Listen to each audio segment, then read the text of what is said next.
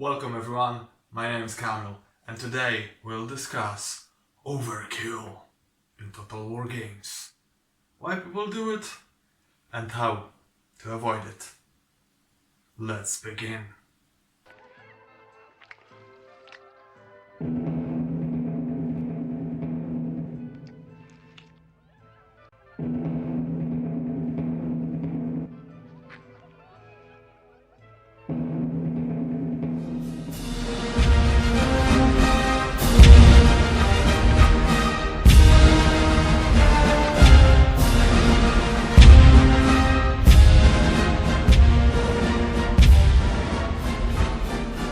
Before we'll discuss specific examples, I would like to divide this video in three major parts. First will be Infantry Overkill, Cavalry Overkill, and lastly Ranged Overkill, which is probably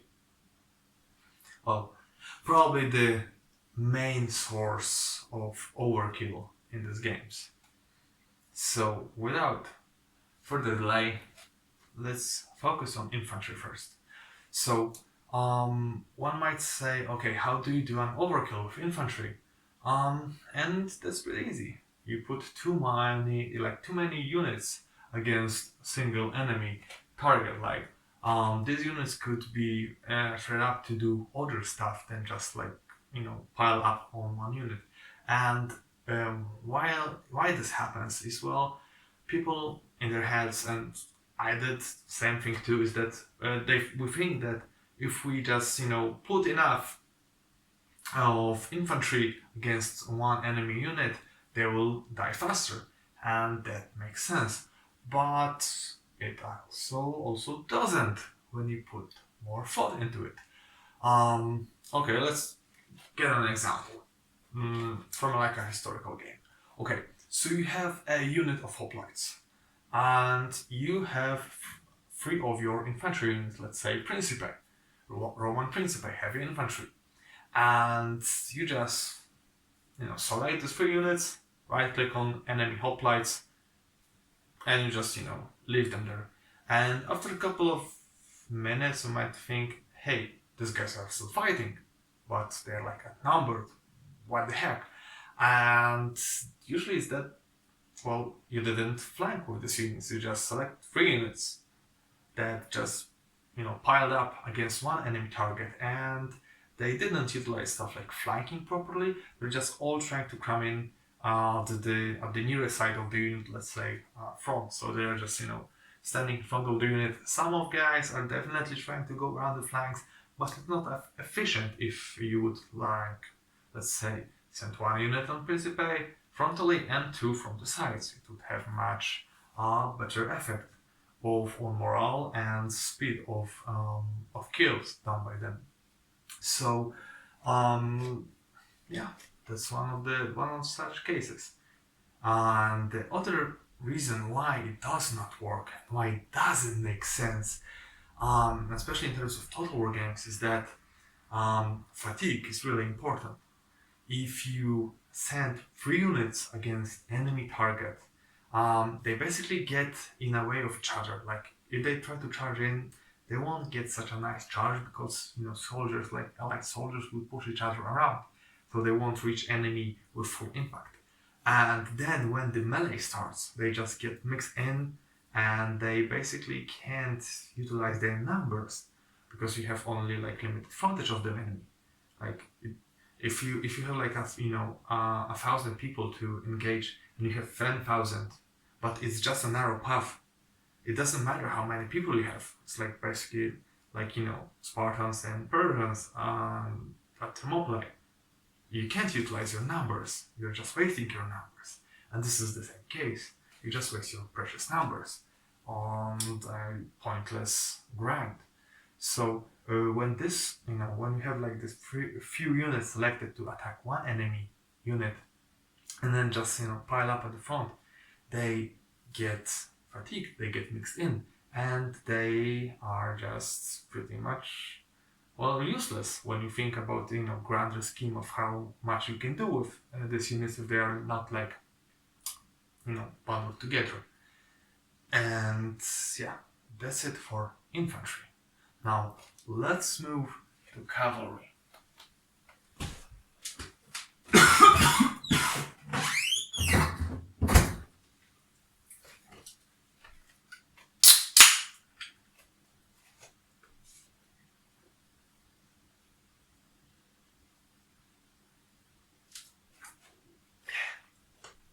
So, our favorite horse boys. What can go wrong with them? 1,000 things, especially in terms of top war games. And yeah, we have the same issue both for historical and fantasy games. And it's pretty much similar to what we just discussed about infantry.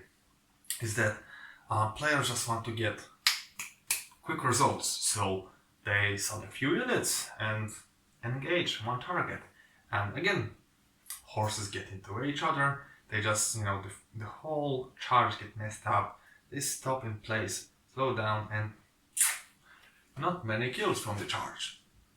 And then you have basically like immobilized cavalry in place, which again is an issue, because what happens when you try to disengage?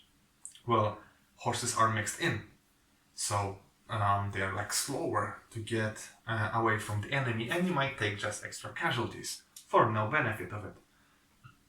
Now, if you actually would, try to sandwich the unit with this cavalry, this extra cavalry units you have at your disposal, the effect would be much, much better.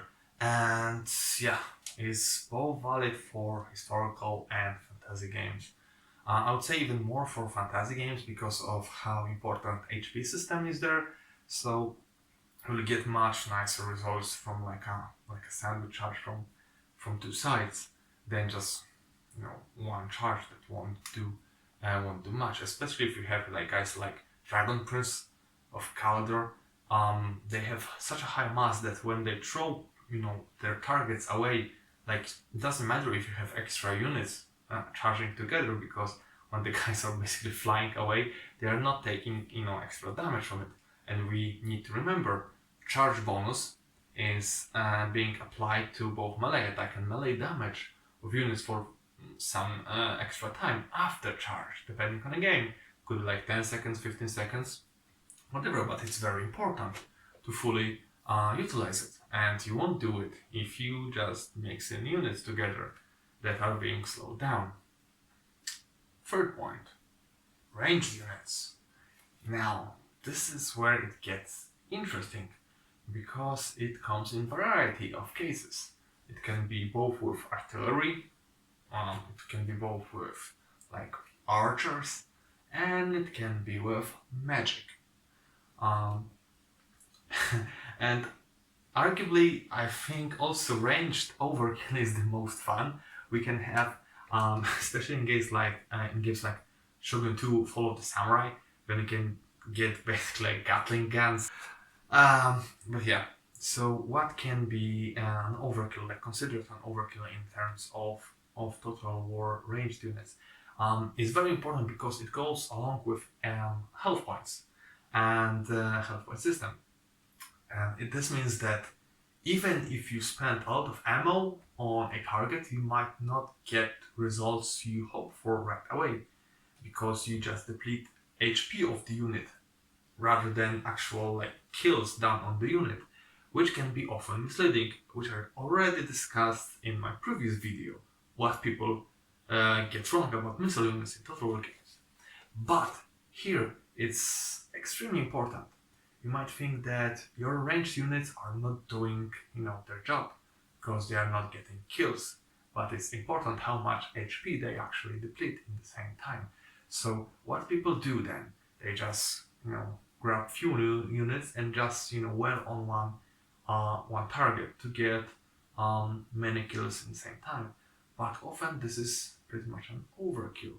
Like if you have like 4 units targeting one enemy unit, yeah, you will get quick results. But a lot of, like, let's say arrows that are being launched at the target might often just hit guys that are already going to be killed by the arrow that's going to hit them just before. And you're basically doing a glorified porcupine reenactment with them. And you're wasting a lot of ammo on it. And yeah, it's just a waste.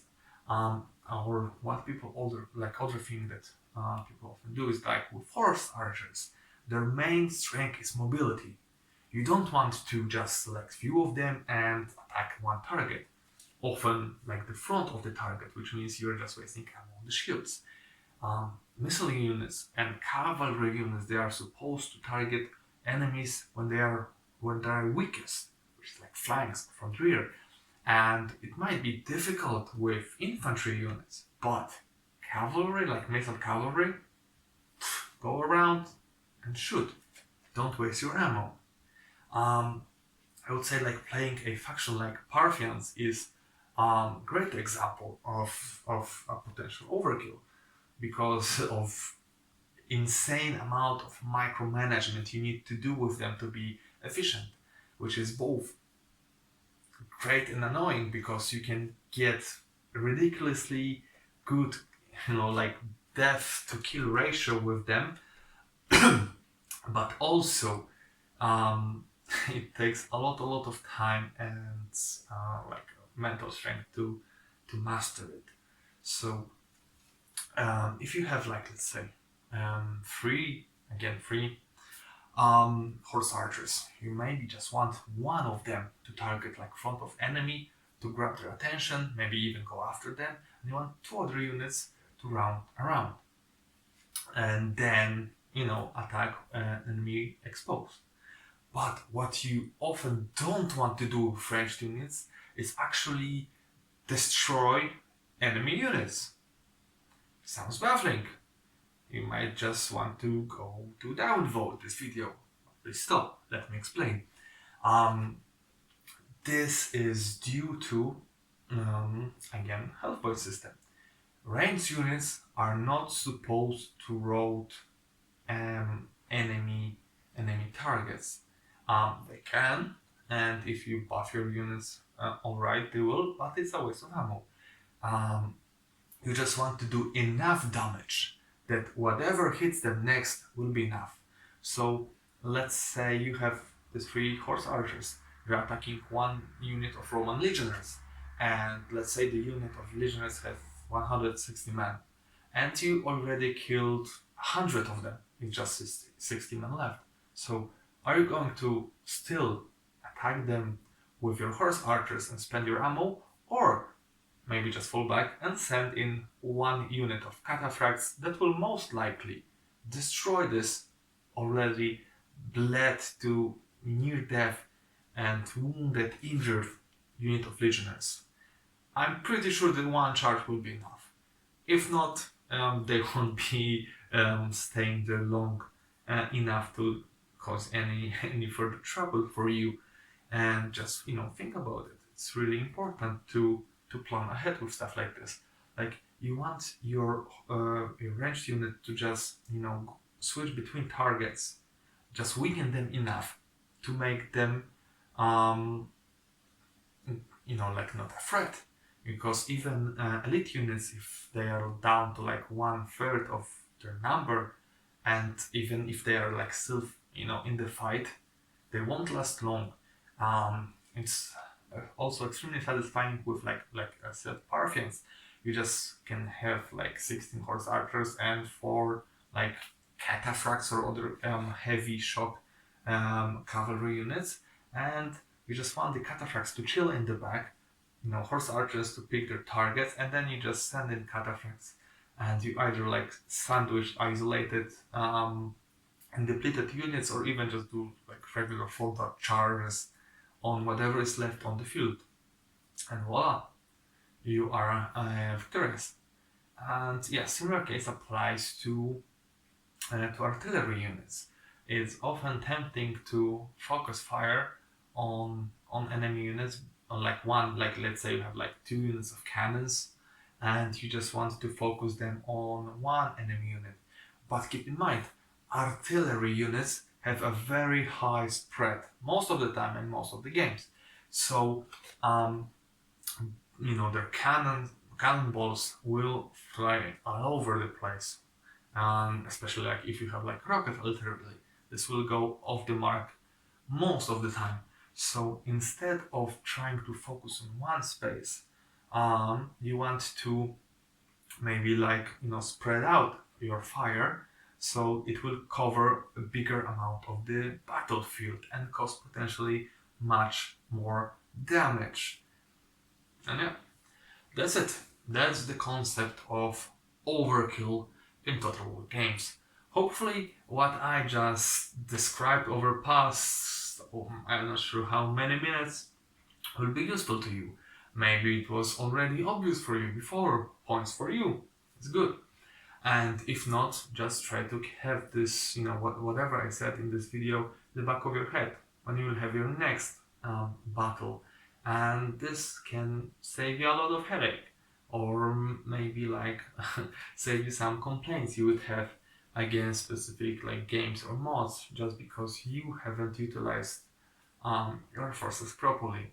And with this in mind, I wish you all luck in your future campaigns. And if you like this video, press the like button, subscribe, then actually subscribe to it, and help me Tokyo Drift to 1000 subs.